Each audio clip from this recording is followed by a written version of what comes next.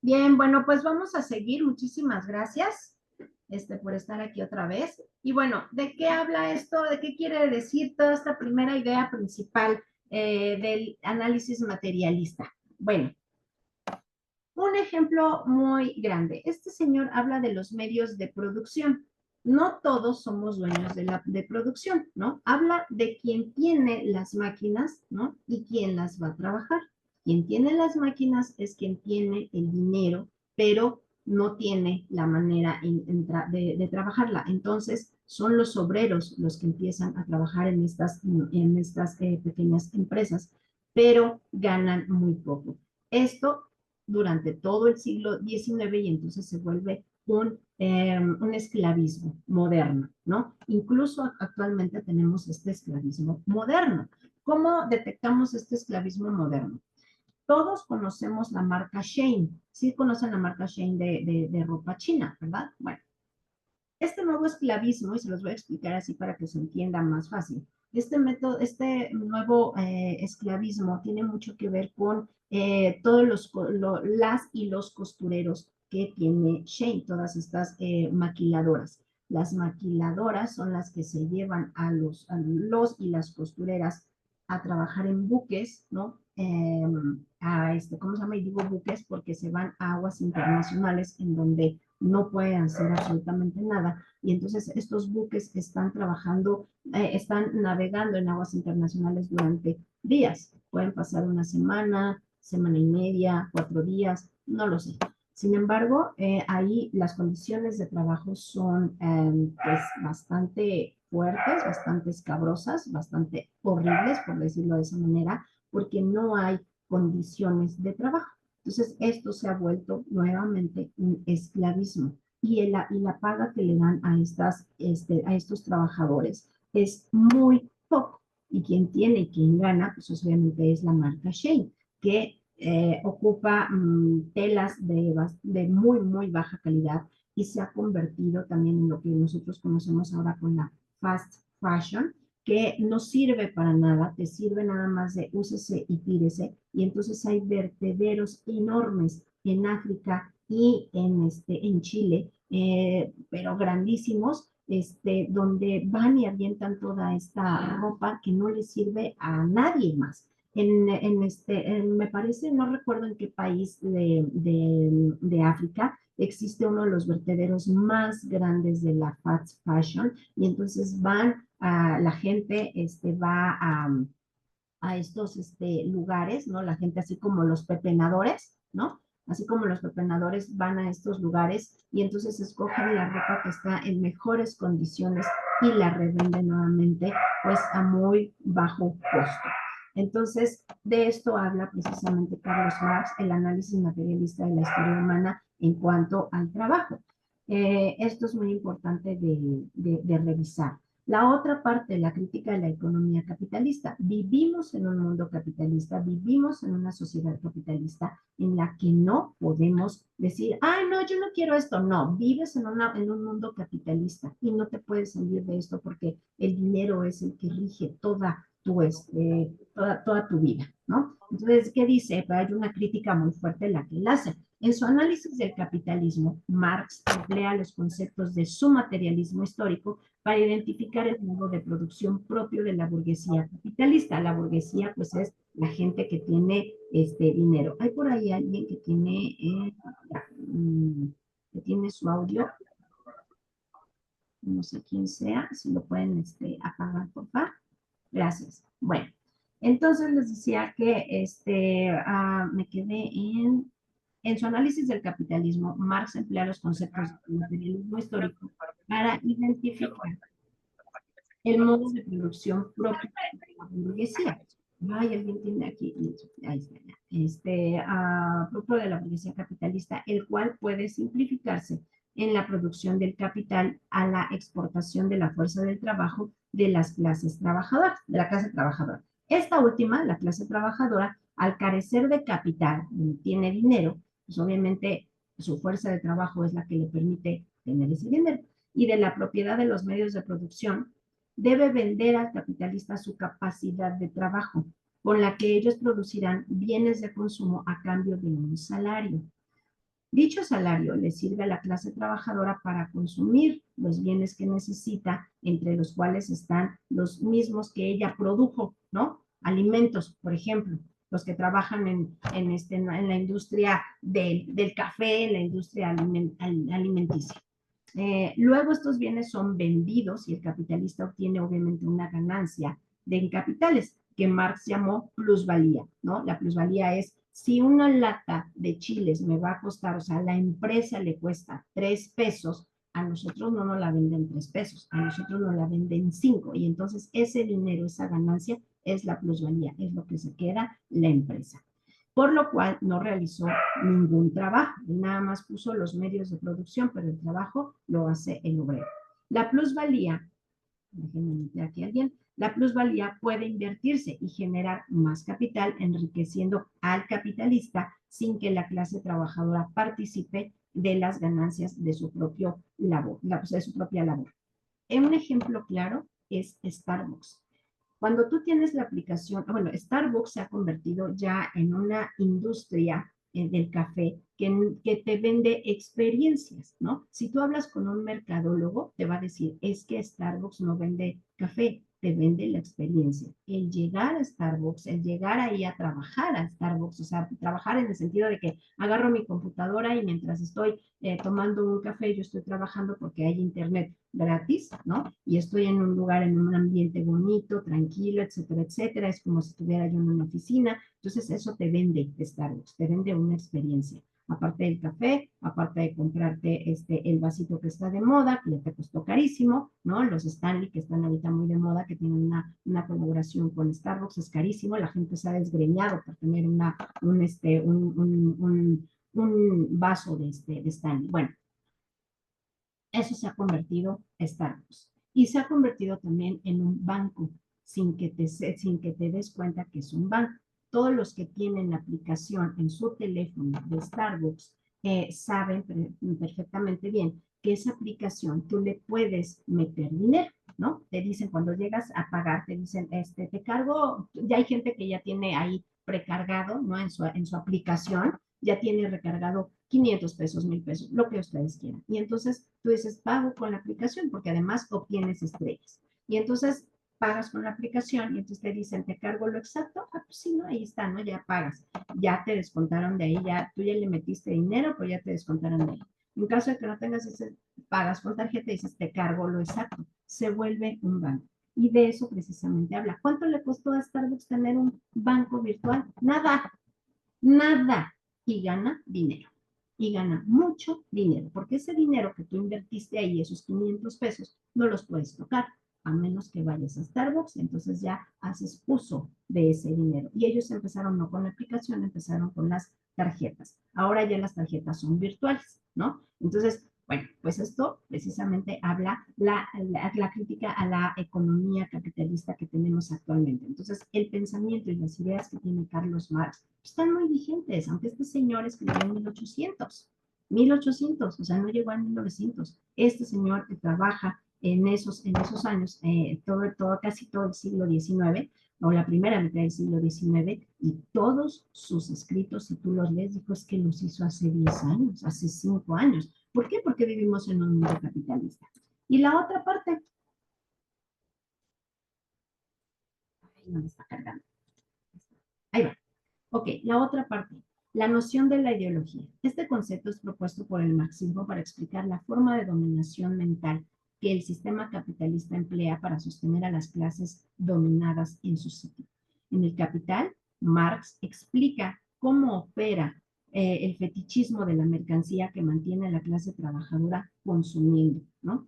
Hay marcas actualmente, y vamos a hablar de la ropa porque todo el mundo consume ropa, marcas que se han vuelto también muy caras y que la calidad de la tela no es muy buena.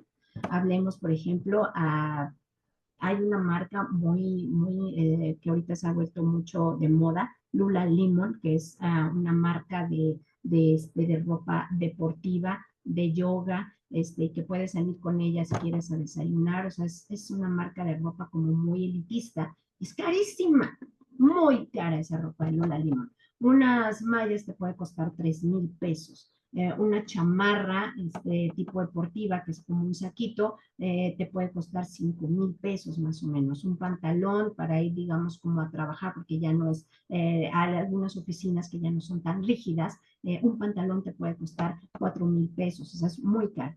Pero tú ves la calidad de las telas, vamos a hablar de esta calidad, pues la calidad de la tela podría ser de menos calidad que una Under Armour, que no te va a salir unas mallas en 3,000 pesos. No te va a salir unas mallas Nike tampoco en 3,000 pesos.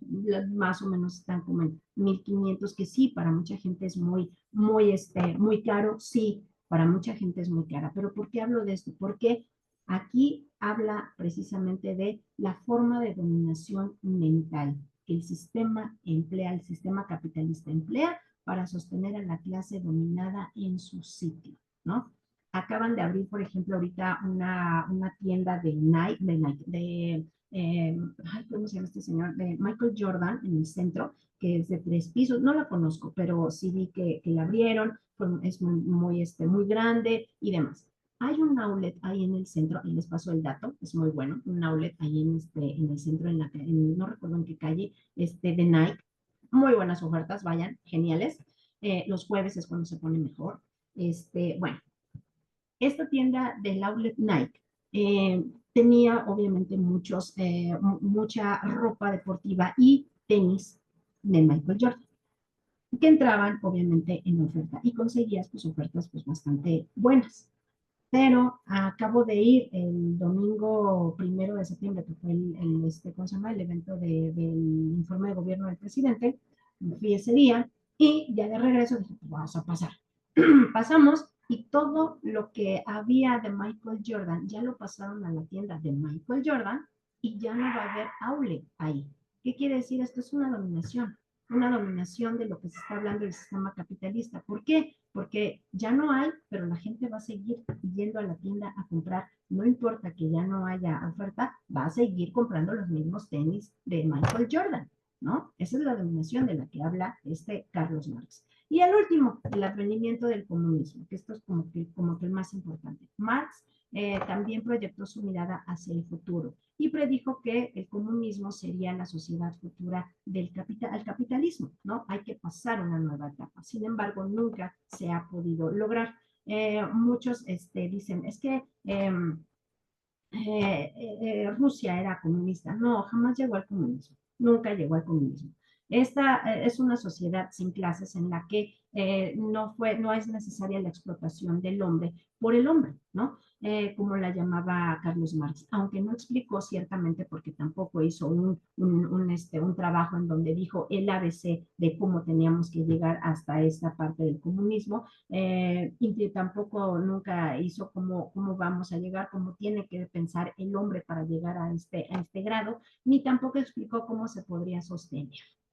Pero sí propuso una ruta, ¿no? hacia el capitalismo tardío que llevaría a esta dictadura del proletariado y finalmente a una sociedad sin clases, pero no la hizo realmente bien, ¿no? Bueno, aquí les pongo un pequeño videito que también les va a servir. Hasta aquí, ¿cómo ven?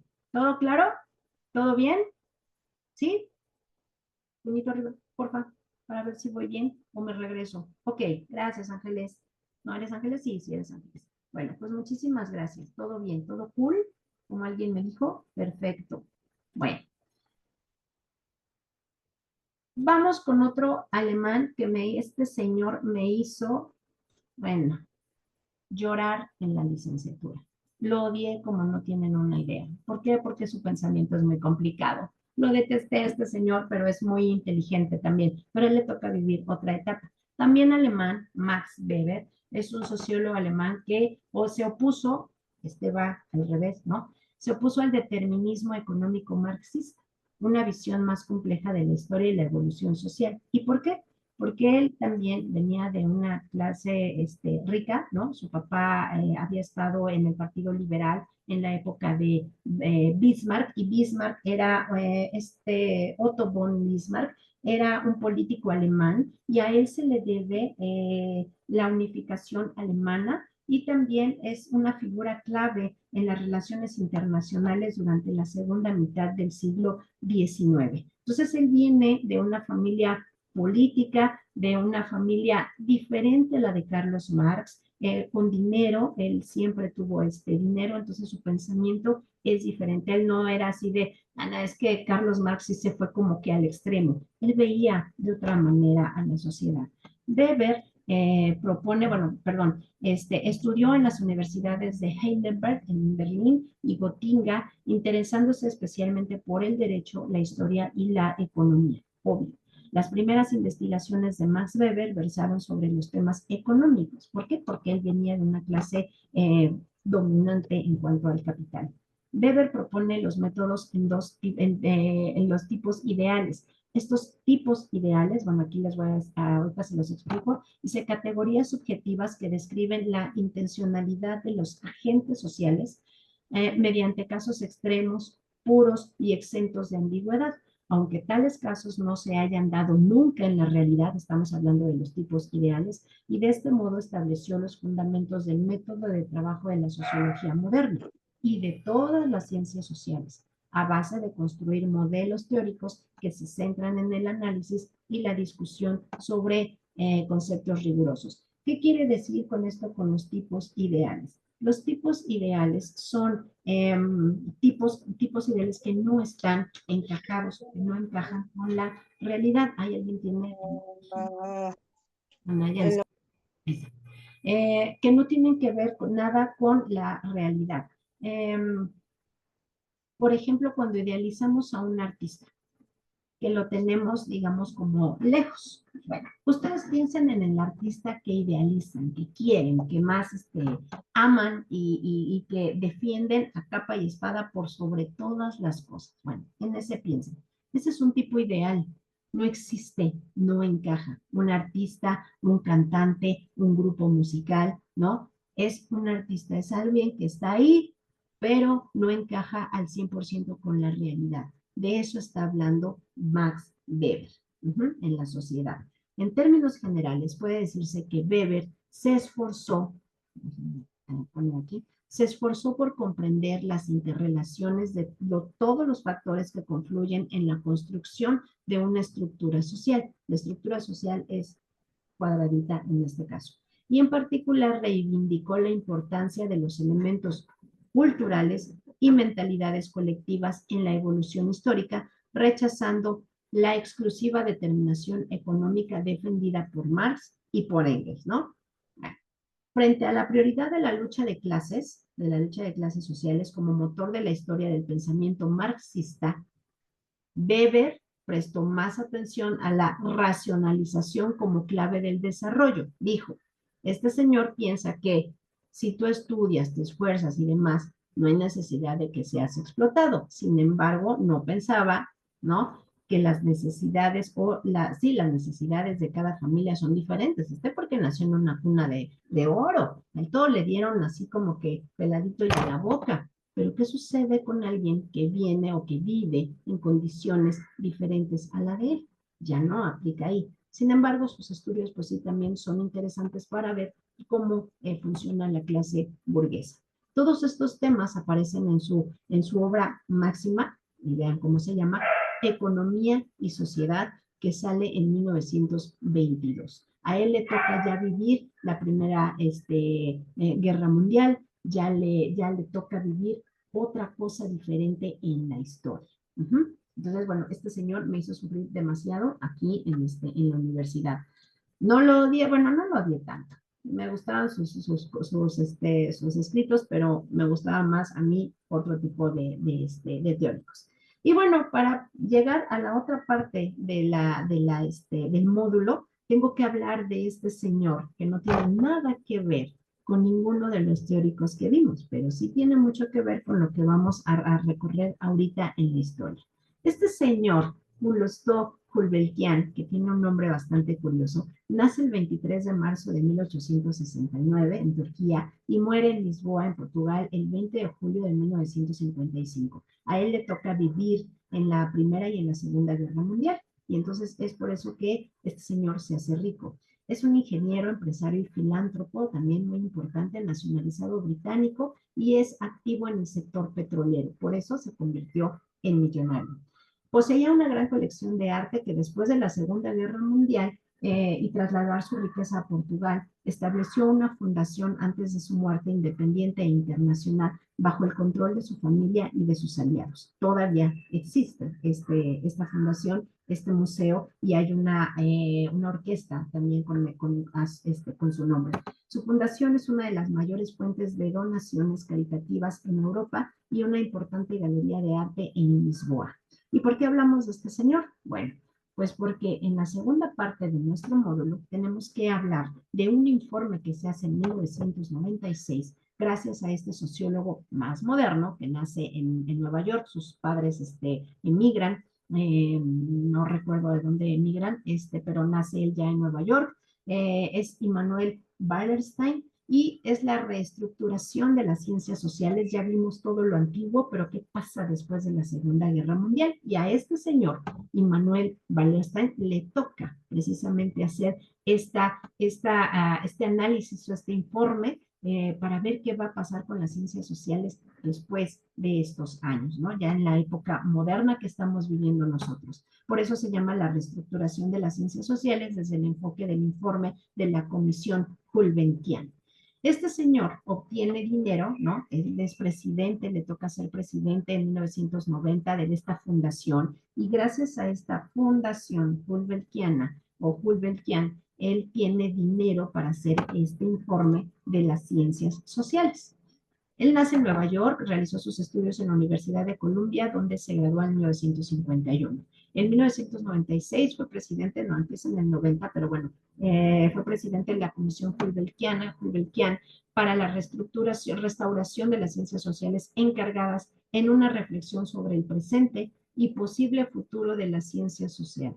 Pues muchos especialistas aseguran que no deben de ser enseñadas por separado, porque todas ellas persiguen al final un mismo objetivo, la percepción de la realidad como sociedad, ya sea en el pasado, presente o futuro, del ser humano relacionado con su entorno social. Entonces, este señor él es presidente en 1990, déjenme ponerlo aquí porque la verdad es que está mal, en 1990, y él empieza a trabajar antes ¿cómo se llama? Antes del 96, cuando sale este informe Gulbenkian. Empieza a trabajar desde 1993, me parece, en 93 hubo una primera sesión, hay que dividir los años, en el 93 hubo una primera, en el 94 una segunda, en el 95 una tercera, y en el 96 es cuando sale todo este informe, es todo un libro. Pero ¿qué hacen en cada una? ¿Y qué era este informe Gulbenkian que nos está hablando aquí, la Comisión Gulbenkian? Bueno, pues este hombre dice, aquí nos está diciendo, que no es posible ver a las ciencias sociales por separado, sino que tenemos que unirlas, pero también con las ciencias, digamos, con las ciencias naturales. Entonces, él reúne en cada uno de estos años a mucha gente que tiene que ver no nada más con la historia, con la geografía, política, filosofía, sociología, sino también tiene que ver con las ciencias naturales. Hay físicos, hay matemáticos, hay biólogos, ¿no? Estos todos se reúnen en estos años y empiezan a ver de qué manera las ciencias sociales tienen que interactuar también con las ciencias naturales, porque también está dedicado precisamente, es una reestructuración de la sociedad y de cómo vamos a ver a las ciencias sociales. Y entonces aquí yo les pongo precisamente esta conferencia que hace John Ackerman. Él muere en 1919, este señor. La UNAM le otorga el honoris causa, doctor honoris causa, se lo otorga, y cuando viene a México a recibirlo, John Ackerman, que trabaja, él es norteamericano, pero trabaja en la UNAM desde hace muchísimos años. Él le hace una entrevista que dura 1 hora y media, 1 hora, casi 2 horas dura. Si la pueden ver o vean un pedacito o véanlo poco a poco, es muy interesante la entrevista que le hace John Ackerman a este señor antes de que fallezca. Bueno, entonces de esto se trata la reestructuración de las ciencias sociales. Pero esta comisión Gulbenkiana, aquí tengo mis anotaciones, este informe se estructura en 3 partes, pero antes de llegar a estas 3 partes tengo que hablar de esto. El libro se llama, o el informe se llama Abrir las ciencias en 1996. El informe trata sobre la estructuración de las ciencias sociales y la solución a problemas modernos como los siguientes: la jerarquía entre el pasado y presente, el multiculturalismo, la interdisciplinariedad, la proliferación de programas universitarios de investigación, la escasez de recursos, porque no hay recursos para las ciencias sociales. Siempre vemos que hay recursos para la medicina, para la física, para la química, etcétera, etcétera, pero para las ciencias sociales no hay. Y las implicaciones políticas que estamos viviendo en un mundo globalizado después de la Segunda Guerra Mundial. Y entonces, aquí es donde ya entro. El informe se estructura en tres partes. Estas tres partes está dividida por los años que les acabo de decir: 93, 94 y 95, en donde en el primer año se revisa las ciencias sociales desde fines del siglo XVIII y hasta 1945, cuando empieza cuando termina la Segunda Guerra Mundial. Bueno, en donde se cuestiona el por qué las ciencias sociales son divididas en una serie de disciplinas durante todo este tiempo. ¿Por qué no se hace, digamos, como? En el segundo año se centran los debates emergentes de las ciencias sociales relacionadas con la división del trabajo intelectual como los resultados de los procesos mundiales después de 1945. Después se comienza en el último año, ya se comienzan a vislumbrar todos estos 2 años en propuestas ya como forma de su análisis y de sus conclusiones, en donde este informe se plantea algunas líneas de discusión. Las dos principales son las implicaciones de rechazar la distinción ontológica, que quiere decir que pertenece o la pertenencia entre los seres humanos y la naturaleza. Por eso había, ¿cómo se llama?, personas que eran médicos, eran biólogos, eran geógrafos, etcétera, etcétera. Y el otro es la consecuencia de negarse a considerar el Estado como origen de las únicas fronteras dentro de las cuales ocurre la acción social. O sea, que no nada más dentro de cada sociedad existe esta acción social, sino también existe fuera. ¿Cómo somos por fuera? ¿Cómo no? Porque ya esto es un mundo globalizado. Ya existe el Internet, ya viajamos por todos lados, ya no somos como, o sea, las sociedades en el mundo ya no están divididas, sino ya somos una mezcla de todo. Y entonces, hay también, este informe termina, ¿no? Bueno, y aquí se los resumo, perdón: las ciencias sociales asumidas como un sistema complejo de comprensión y explicación de los fenómenos, de todos los fenómenos que hemos vivido históricamente, económicos y políticos, se ven ahora problematizados en las lógicas culturales surgidas de las interacciones entre los mundos locales y globales, a lo que yo me refiero. Existe el Internet, ya sabemos qué pasa en Corea, ya sabemos qué pasa en Rusia, ya sabemos el problema, por ejemplo, ahorita, ayer no sé si se enteraron de lo que pasó en Turquía, ¿cómo se llama?, en Siria, de que empezaron a explotar los beepers de mucha gente, ¿no? Entonces ya lo sabemos, esto ya no está escondido. Entonces, bueno, que demandan una comprensión superior a las interpretaciones parciales, ¿no?, que se realizaban hasta hace apenas unos 40 años en los espacios de investigación multidisciplinares, ¿no? Estamos hablando de que hace 40 años todo esto que sucede en el mundo estaba todavía como apartado, ¿no?, en sus lugares de origen. No era así como que, ya, todo el mundo lo sabía. No, era como que un poquito más cerrado.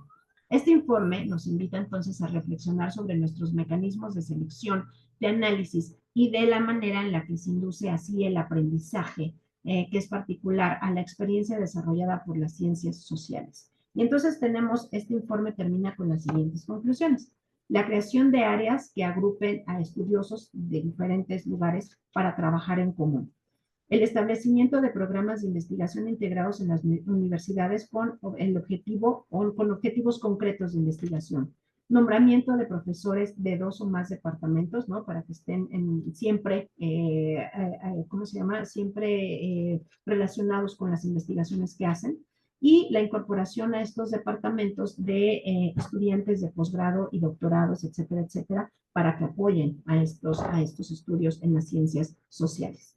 ¿Vale? Bueno, pues de eso se trata este informe, y aquí terminamos ya con lo último, que es las ciencias sociales y el papel del científico social en la actualidad. A partir de ese informe es esta parte ya última, en donde los científicos sociales están cambiando sus actitudes hacia la hegemonía de departamentos disciplinarios y hacia la investigación disciplinaria. La UNESCO en el 2010 ofreció una revisión comprensiva del estado de las artes de las ciencias sociales en el mundo, actualizando la dinámica geográfica y estructuras institucionales, materiales y sociales que influencian su producción y su circulación. La revisión también examina las brechas que reducen la habilidad de las ciencias sociales para analizar las tendencias de las sociedades humanas y enfrentar con efectividad los desafíos globales. Los mayores esfuerzos de este informe tuvieron que mostrar cifras, magnitudes y mecanismos de organización social que incluían los rankings de las universidades, todo lo que ya habían hecho. Esto es en el 2010, pero es a partir de este informe que empieza la UNESCO pues, a interesarse sobre estas situaciones en las investigaciones sociales. Hoy existen comunidades de investigación científicas en países como, vean los países, China, India, Brasil, Sudáfrica, Corea y México. A excepción de Corea, todos estos países que acabo de mencionar, en el siglo XIX, a finales del siglo XIX, principios del siglo XX y principios del XXI, perdón, son economías emergentes y entonces se interesan por estudios sociales que incluye a los individuos que están repensando críticamente las relaciones entre el conocimiento y el poder del tercer mundo. Ya no nos vemos como los del tercer mundo, ya nos vemos diferentes, contribuyendo así a cambiar la arquitectura de la ciencia mundial, porque siempre nos hacen a un lado. Incluso este señor hizo un estudio sobre la sociología en América Latina, sobre la sociedad en América Latina, pero ya la hizo, hay una crítica hacia él que ya la hace muy tardía. Ya los estudios hacia Latinoamérica, para ver hacia Latinoamérica, ya empiezan muy tarde, cuando América Latina siempre ha estado presente, ¿no? Sobre todo en el siglo XIX, cuando empiezan pues dictaduras, malas prácticas de los gobiernos, etcétera, etcétera. Bueno, pues aquí terminamos con esto y empezamos con las actividades porque ya me queda bien poquito de tiempo para podérselas explicar. Pero lo más importante es la tarea auténtica que ustedes tienen que hacer, elaborar un mapa conceptual, háganlo en Canva, yo se los recomiendo muchísimo, háganlo en Canva. Tiene que tener por extensión 2 páginas por máximo para que yo las pueda ver. Y tienen que darle, ¿cómo se llama? Tienen que darle, digamos, como respuesta a esto que está aquí. Esto ya lo van a ver, esto se los voy a subir ahorita. Una adecuada definición conceptual basada en la lectura de los autores que hicimos, identificar la clasificación de los grupos a los que se ajusta la población en atención al incidente crítico, lo tienen que tomar en cuenta, identificar 3 características que se presentan en el grupo del incidente crítico, por ejemplo, culturales, organización, intereses, posiciones, etcétera. Añadir a tu tema, ¿no? Aparte del tema, ahí tienen que poner una reflexión de máximo 3 párrafos donde menciones cuáles son los elementos conceptuales que más destacarías de Durkheim, Comte, Weber y Marx para analizar el fenómeno de la educación a nivel secundaria y bachillerato de tu alcaldía. ¿Sale? Registran las fuentes, nunca se tienen que ir sin las fuentes bibliográficas. Y en el foro de reforzamiento, donde tienes tú que participar con tus compañeros, pues tienes que revisar todo el contenido que tenemos. Les voy a mandar esta presentación para que tú tengas más elementos y más herramientas y reflexionar sobre las principales características teóricas y metodológicas de las ciencias sociales, como las que están relacionadas en el encuadre de la investigación propuesto en el incidente crítico. Siempre lo tenemos que tener ahí. Ingresar al foro y vas a responder esta pregunta. ¿Cuáles son las características teóricas y metodológicas que mejor se ajustan para diseñar tu encuadre de investigación? ¿Qué quiere decir aquí? Ustedes ya tienen que pensar en un tema de investigación y cuál es la que mejor se ajusta, ¿no? A las teorías metodológicas y teóricas que hemos analizado. Lee la aportación de 2 de tus compañeros, se los explico mejor en cada uno de los, ya edité el foro de reforzamiento, ya lo edité y entonces ahí vienen las instrucciones un poco más claras que aquí.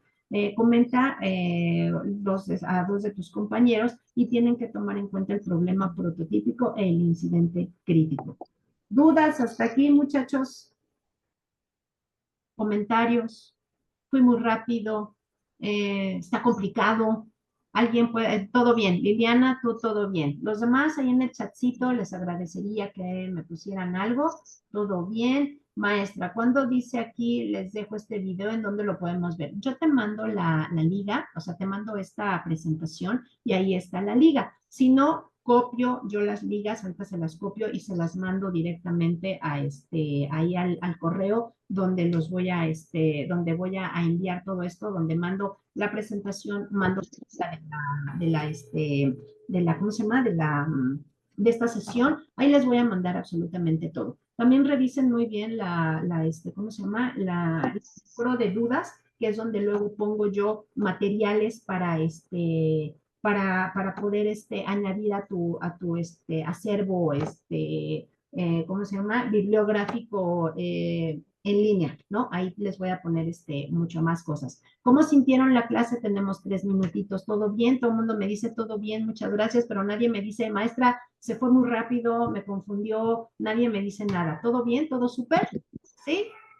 Bueno, pues yo con esto me voy a despedir. Les agradezco muchísimo su tiempo. Me da mucho gusto siempre estar con ustedes, siempre verlos, siempre aunque sea a través aunque me vean nada más yo los vea. Yo sé que están trabajando, yo sé que muchos van en el transporte público, pero siempre es grato tener a alguien que nos esté escuchando y nos esté poniendo un poquito de atención. Pues yo me despido, no fue tediosa. Ok, espero que siga así, porque la verdad es que me gusta mucho dar clase, pero no me gusta ser tan rígida, porque la verdad es de que hay algunos temas que son complicados, pero prefiero dárselos con ejemplos que vivimos todos los días, que vivimos día a día y que vivimos comúnmente. Esa es la intención para que ustedes puedan trabajarlo y asimilarlo de una manera más sencilla. Bueno, pues ahora sí, vámonos a desayunar, porque ya hace hambre. Yo espero que ya todos hayan desayunado, por lo menos tener un café. Cuando sean las sesiones que tenemos nosotros, sí, a mí me gusta siempre traer mi café y bueno, pues a veces no me lo tomo, lo vuelvo a calentar 2 veces, pero no importa. Aquí dice Yasmín, maestra, yo estoy en el trabajo, entro a clase y trato de poner toda la atención. Sí, de todas maneras, yo te mando la liga, solo que a veces sí me distraigo, pero todo bien. Ok, muchísimas gracias, Yasmín.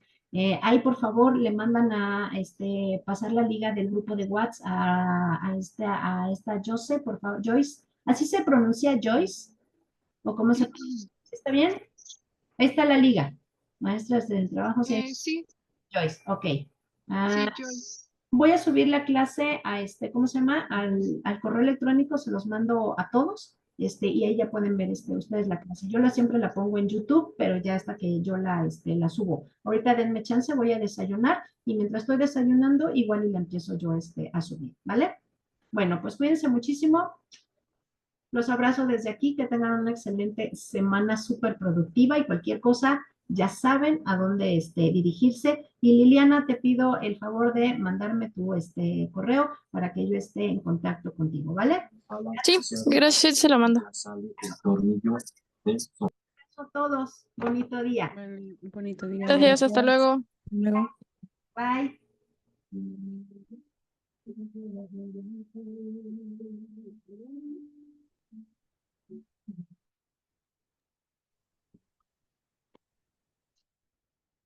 Gracias, maestra. Bye. Cuídense, un abrazo a todos. Bye.